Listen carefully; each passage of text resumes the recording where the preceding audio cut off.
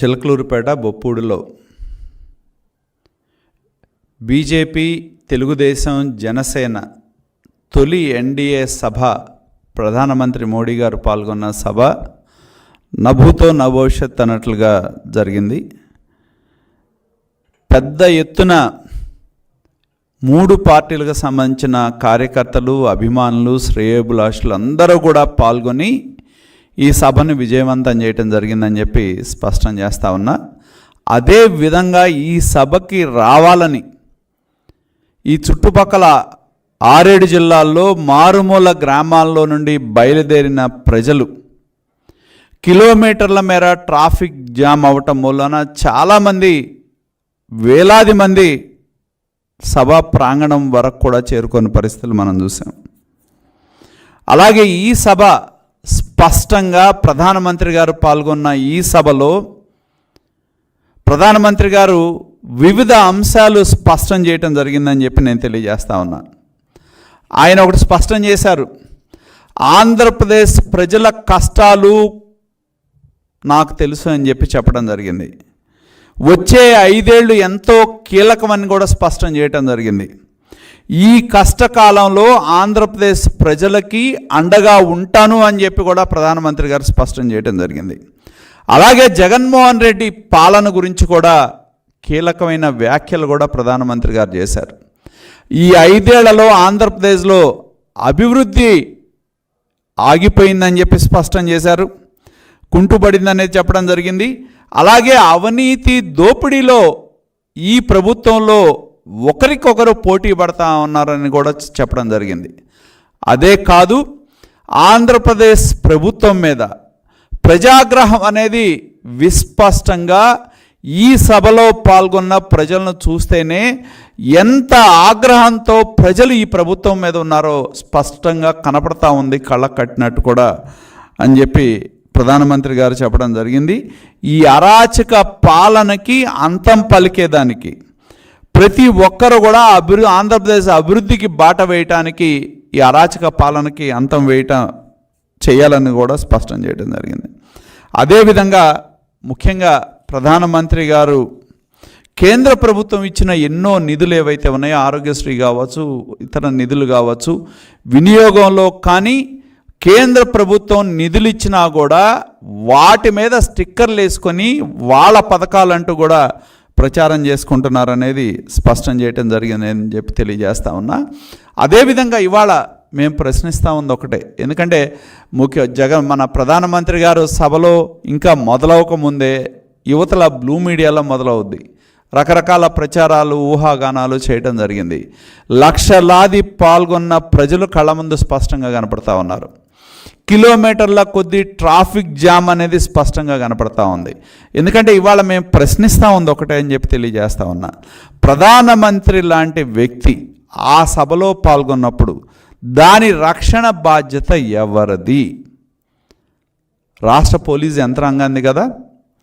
మరి స్వయాన ప్రధానమంత్రి పాల్గొన్న సభలో జనం వేదిక వైపు తోసుకొస్తూ ఉంటే నియంత్రించాల్సిన బాధ్యత స్థానికంగా ఉండే పోలీసు యంత్రాంగానికి ఉందా లేదా? 2, అలాగే ప్రధానమంత్రి పాల్గొన్న ఈ సభలో కావాల్సిన సదుపాయాలు, సౌకర్యాలు, 100 ఎకరాల పార్కింగ్ ప్లేస్ ప్రొవైడ్ చేసినా కూడా అటు ఒంగోలు నుంచి వచ్చేటప్పుడు కానీ లేదా ఇటు గుంటూరు వైపు నుంచి వెళ్ళేటప్పుడు కానీ మరి మేము స్పష్టంగా చూసాం, బొప్పూడి దగ్గర నుంచి దాదాపు ఎద్దనపూడి వరకు కూడా విపరీతమైన ట్రాఫిక్ జామ్ జరిగింది. మరి నేషనల్ హైవే బ్లాక్ చేసామని చెప్పారు. మరి మేము దానికి కావాల్సిన పార్కింగ్ సౌకర్యాలు ఏర్పాటు చేసినప్పుడు ఎందుకు ఇన్ని కిలోమీటర్ల ట్రాఫిక్ జామ్ అవ్వాల్సిన అవసరం ఏముంది అని చెప్పి నేను ప్రశ్నిస్తూ ఉన్నాను. అలాగే ఇక్కడ విచిత్రం ఏంటంటే స్వయాన ప్రధానమంత్రి గారే ఆయనే ఆ సభలో లెగిసి విజ్ఞప్తి చేయడం జరిగింది, ఎవరైతే పోల్స్ ఎక్కిన వాళ్ళు ఉన్నారో మీ ప్రాణాలు మాకు చాలా ముఖ్యం, కాబట్టి మీరు దయచేసి వాటి నుంచి దిగండి, స్థానికంగా ఉండే పోలీసులు నియంత్రించండి అని చెప్పి ఒక దేశ ప్రధాని చెప్పారంటే దాన్ని బట్టే ఏ విధమైన వైఖరిలో మన పోలీసు యంత్రాంగం ఉందో స్పష్టమవుతా ఉందని చెప్పి నేను తెలియజేస్తా ఉన్నాను. నేను అడుగుతా ఉంది ఒకటే, ప్రధానమంత్రి పాల్గొన్న సభలో క్రౌడ్ మేనేజ్మెంట్ బాధ్యత ఎవరిది? ప్రధానమంత్రి అంటే ప్రోటోకాల్స్ ఉంటాయి, దానికి కావాల్సిన జాగ్రత్తలు తీసుకోవాలి, క్రౌడ్ మేనేజ్మెంట్ చేయాలి. దాని క్రౌడ్ మేనేజ్మెంట్కి అధికారులని ఏర్పాటు చేయాలి. అధికారులను ఏర్పాటు చేయటమే కాదు, నియంత్రించే విధంగా పర్యవేక్షణ చేయాల్సిన బాధ్యత సీనియర్ పోలీస్ అధికారుల మీద ఉంటుంది.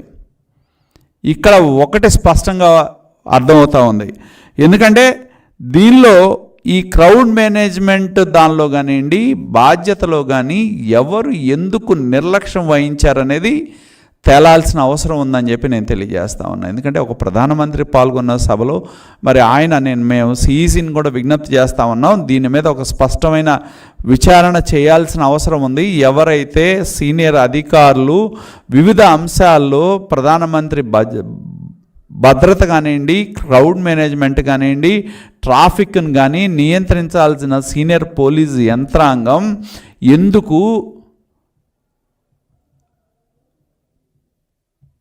ఎందుకు చెయ్యలేకపోయారు అని చెప్పి మేము ప్రశ్నించడం జరుగుతూ ఉంది.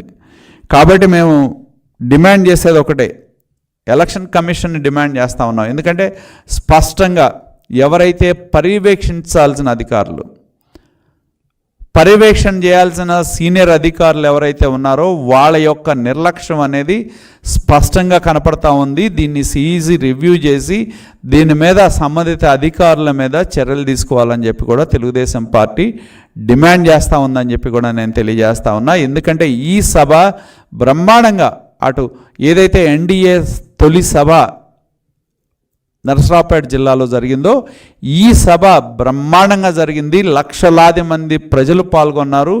ఈ సభలో పాల్గొనాలని చెప్పి వేలాది మంది ఎవరైతే సభకి బయలుదేరారో చాలామంది ట్రాఫిక్ యొక్క నియంత్రణ లేకపోవటం వలన హైవేల మీద ఆగిపోయి కిలోమీటర్ల ద్వారా ఎన్నో ఇబ్బందులు ఎదుర్కోవాల్సిన పరిస్థితులు మనం కళ్ళ ముందు చూడటం జరిగింది. కాబట్టి ఎందుకంటే ఇవాళ ఉద్దేశపూర్వకంగా మరి ఇంతమంది ప్రజలు ప్రధానమంత్రి గారి యొక్క మాటల్లోనే స్పష్టం చేయటం జరిగింది. ఆంధ్రప్రదేశ్ ప్రజలు ఇప్పటికే స్పష్టంగా ఒక నిర్ణయానికి వచ్చారు. దేశంలో ఎన్డీఏకి 400 సీట్లు రావాలి, ఇక్కడ ఎన్డీఏ సంబంధించిన ప్రభుత్వ ఏర్పాటుకి ఆంధ్రప్రదేశ్ ప్రజలు ఎప్పుడో ఖచ్చితమైన నిర్ణయానికి రావటం జరిగిందని చెప్పి స్వయానా ప్రధానమంత్రి చెప్పడం జరిగింది.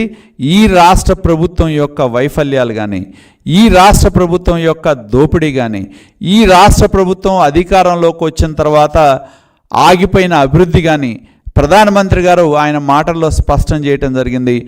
ఆంధ్రప్రదేశ్ అభివృద్ధికి మేము కట్టుబడి ఉన్నాం, వికసిత ఆంధ్రప్రదేశ్ని యొక్క ఏర్పాటు చేయటంలో మా వంతు సహకారం ఎప్పుడూ ఉంటుంది అని చెప్పి ఆంధ్రప్రదేశ్ని అభివృద్ధిలో పరిగెత్తించడంలో కానీ, ఆంధ్రప్రదేశ్ని ఏ ఎడ్యుకేషనల్ హబ్గా తీర్చిదిద్దటంలో కానీ, స్కిల్ మేనేజ్మెంట్ కింద తీర్చిదిద్దటంలో కానీ మా సంపూర్ణమైన సహకారం ఆంధ్రప్రదేశ్ అభివృద్ధికి కట్టుబడి ఉన్నామని కూడా ప్రధానమంత్రి గారు చెప్పడం జరిగింది. అటు పవన్ కళ్యాణ్ గారు అలాగే చంద్రబాబు నాయుడు గారు ఏ విధంగా గత కొంతకాలంగా ఆంధ్రప్రదేశ్లో ప్రజా సమస్యల మీద అలుపెరగని పోరాటం ఎలా చేస్తూ ఉన్నారో ప్రధానమంత్రి గారు స్పష్టంగా ఆయన మాటల్లోనే చెప్పడం జరిగిందని చెప్పి తెలియజేస్తా ఉన్నా. కాబట్టి ప్రభుత్వంలో ఉన్న కొంతమంది అధికారులు ఉద్దేశపూర్వకంగా అడ్డంకులు కల్పించాలనే ప్రయత్నం చేసిన తెలుగుదేశం పార్టీ, జనసేన, బీజేపీకి సంబంధించిన కార్యకర్తలు, ప్రజలు, ఆంధ్రప్రదేశ్ ప్రజలు ఈ కార్యక్రమంలో పాల్గొని ఈ సభని నభూతో నభవిష్యత్ అనే విధంగా బ్రహ్మాండంగా విజయవంతం చేసిన ప్రతి ఒక్కరికి కూడా కృతజ్ఞతలు తెలియజేస్తా ఉన్నాం.